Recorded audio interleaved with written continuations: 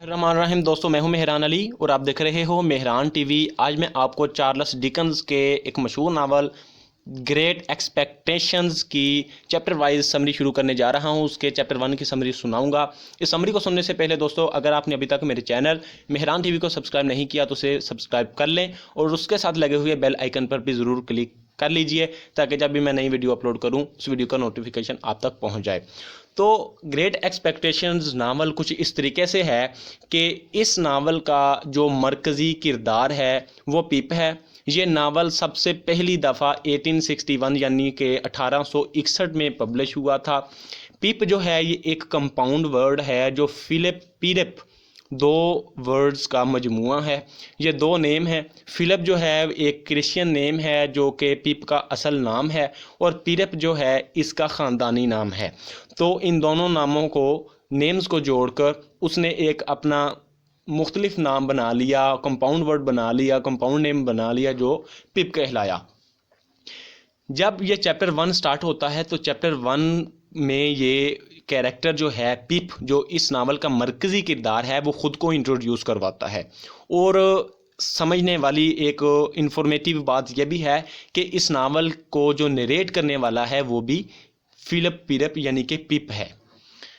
ये ख़ुद को इंट्रोड्यूस करवाता है और ख़ुद के साथ साथ अपनी बहन और बहनोई को भी इंट्रोड्यूस करवा। नावल के स्टार्ट में पिप को एक छोटे बच्चे के तौर पर इंट्रोड्यूस करवाया गया है। बताया गया है कि वो एक छोटा सा बच्चा है जिसके माँ बाप मर चुके हैं और माँ बाप के साथ साथ इसके जो 5 भाई थे वो भी मर चुके हैं। इसकी बहन जिसका नाम मिसिस जू है वो ज़िंदा है और उसकी शादी मिस्टर जू के साथ हुई थी जो कि एक ब्लैक स्मिथ है, यानी कि ब्लैक स्मिथ का काम करता है। तो उन्हीं दोनों ने यानी कि मिस्टर जू और मिसिस जू जो कि इसकी पिप की बहन है, उन्होंने इसकी परवरिश की है पिप की, फिलिप पिरप की, और वो ही इसका देखभाल करने वाले हैं।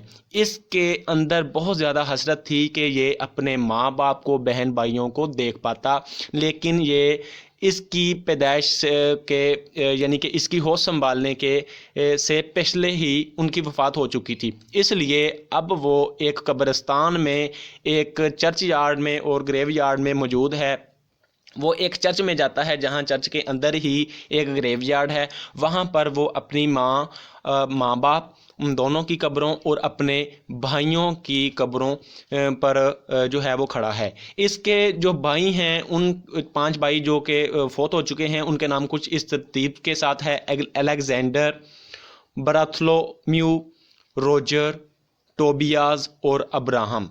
ये इसके भाई थे 5 जो कि मर चुके हैं और अब ये मुकम्मल तौर पर अकेला है और बड़ी हसरत के साथ ये है उनकी कब्रों पर जाता है और वहाँ पर रो रहा होता है। होता क्या है कि एकदम से एक अजनबी शख्स वहाँ पर नमूदार होता है जिसके पाँव में जो है वो बेड़ी डाली गई है, जिससे पता लगता है कि वो एक मफरूर मुजरम है और बाद में पता चल भी जाता है कि वो एक मफरूर कातिल है जो भागकर आया था। वो इसे पकड़ लेता है, पकड़कर इसके सारे कपड़ों की तलाशी लेता है, इससे बहुत ज़्यादा डराता है और कहता है कि मुझे खाने के लिए कुछ चीज़ें ला कर दो और सुबह तुम एक बैटरी एक ऐसी जगह है, एक ऐसा मुकाम है जहाँ पर तुमने मेरे लिए सुबह खाने का इंतज़ाम करना है, तुमने सुबह मेरे लिए खाना लेकर आना है। अगर तुम मेरे लिए खाने का इंतज़ाम नहीं करोगे तो मैं तुम्हें जान से मार दूंगा, तुम्हारा जिगर और तुम्हारा दिल तुम्हारे अंदर से निकाल लूँगा। वो इसे बहुत ज़्यादा, अजनबी मफरूर मुजरम पिप को बहुत ज़्यादा डराता है और ये डर कर कहता है कि तुम जैसा ही कहोगे मैं वैसा ही करूँगा। और इसके बाद जहाँ से वो मफरूर मुजरम भाग कर आया था वो वहाँ पर वापस चला जाता है और उसके वापस जाते हुए जब ये पिप देख लेता है कि ये कब्रिस्तान से भागकर उसी जगह पर चला गया है जिस जगह से आया था, तो आहिस्ता आहिस्ता धीरे धीरे ये भी भागकर जो है वो अपने घर की तरफ चलना स्टार्ट कर देता है।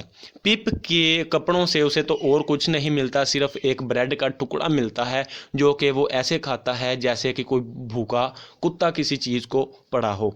तो यानी कि इंतहाई ज़्यादा वो भूखा है, जो एक कातिल होने की वजह से, मफरूर कातिल होने की वजह से उसे खाने में कुछ नहीं मिल रहा और इन्हीं चीज़ों की ज़रूरत में वो सब कुछ ऐसे करता है। और यहाँ पर जब ये भाग कर अपने घर की तरफ चला जाता है और मफरूर मुजरम जो है अपने پہلے والی جگہ پر بیٹری کے علاقے میں چلا جاتا ہے، دلدلی سا علاقہ ہے اور دریا کے قریب ہے، وہاں پہ چلا جاتا ہے. یہاں پر اس چیپٹر کی سمری کا اینڈ ہو جاتا ہے فرسٹ چیپٹر. سیکنڈ چیپٹر کی ویڈیو انشاءاللہ میں جلدی اپلوڈ کروں گا. اس سمری کو اگر آپ نے سمجھا ہے، پسند کیا ہے تو اسے لائک کیجیے، اپنے دوستوں میں شیئر کیجیے. السلام علیکم.